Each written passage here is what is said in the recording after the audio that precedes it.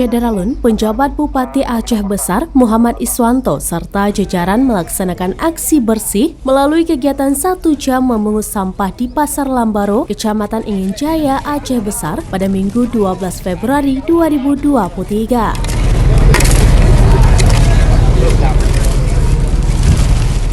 Muhammad Iswanto memantau tim yang melaksanakan bersih-bersih dari atas mobil damkar. Selain para ASN Aceh Besar, pembersihan tersebut juga dibantu unsur Muspika Ingin Jaya, tim kebersihan pasar, dan para pelaku usaha di Pasar Lambaro.